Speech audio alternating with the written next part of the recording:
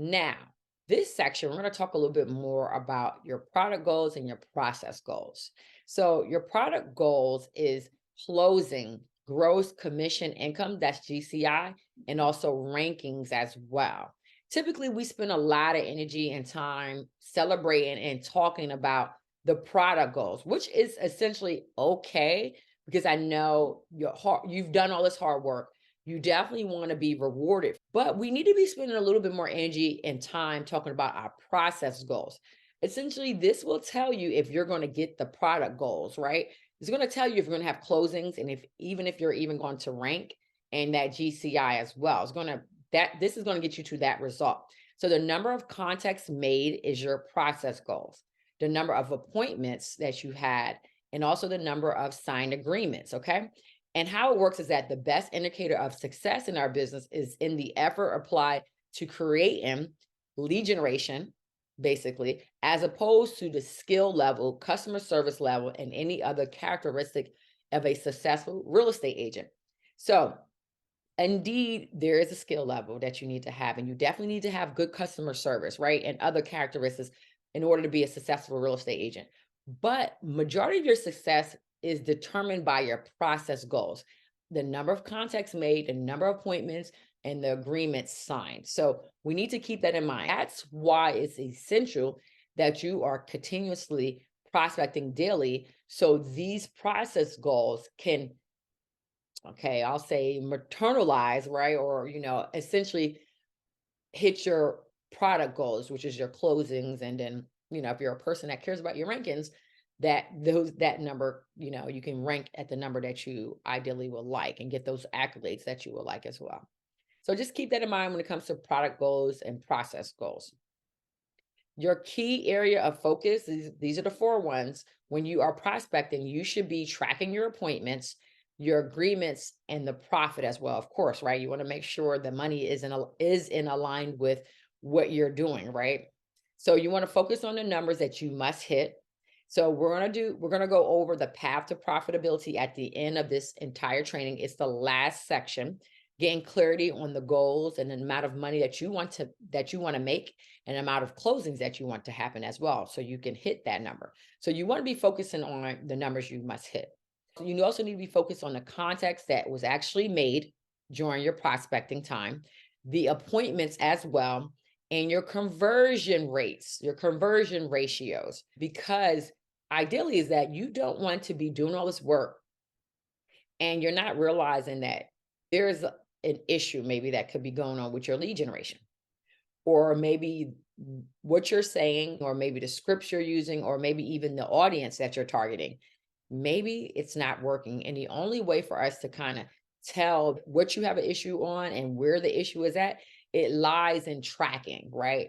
So we need to know where it's going wrong. Essentially, if I sit down with you, your coach, or even your mentor, or even your broker sits down with you and they say, you reach out to them and say, hey, I need your help. And the first few questions they should be asking you is like, okay, let's talk about your scheduling and prospecting. And what are your goals as well, your profit goals? They need to have those numbers, and you need to have those numbers as well. And also, they need to be able to look at what you're doing daily and saying, okay, what are your numbers? Because the wins and your success lies in these numbers. And wherever you're doing wrong, we need to be able to understand what's happening. That's why you need to be tracking. Okay. And again, you may need training around certain things, but if you're not tracking properly, then how do we know what you need training on? Because it could be something as simple as changing up what you're saying or your target audience. So remember that your net income starts with the beginning activity, which is lead generation and appointments. If you don't have the appointments, nothing else happens. So therefore, that's why this is the critical point of focus, guys. This is your 80-20 right here, that 80-20%, the Pareto principle that we talked about in the beginning. Your majority of your time and your activity should be on lead generation and appointments. So without appointments, you have nothing. There is no business. You're just a licensed realtor or non-producing licensed realtor. So success in real estate is in the numbers. Do you know your numbers? Knowing your numbers boils down to knowing your priorities. So a lot of people typically don't know their numbers because they don't know their priorities. So when you run your real estate business, you should be focusing on your lead measures, and you should understand how those lead measures impact their lag measures. And then you can boil it back down very simply into actionable items or effort metrics as an agent. This goes back to what I was talking about, having a conversation, sitting down with either your broker, your mentor, or your coach. The only way we can understand what's happening in your business and point out the actionable items that you need to take to increase or help you wherever you're kind of not doing well at, by tracking all of this. Okay. So this is how you know you are running a business and not a practice. You are measuring and tracking the metrics. So when I have conversations with agents, this is essentially, especially if you're on a team, we have conversations around, are you running a business or are you running a practice? Tracking your metrics and the efforts. That's how you know you're actually running a business, because you can remove yourself and put somebody else in place because you already know your numbers.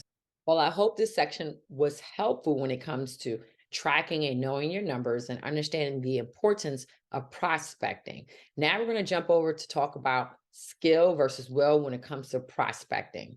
I'll see you guys in the next section.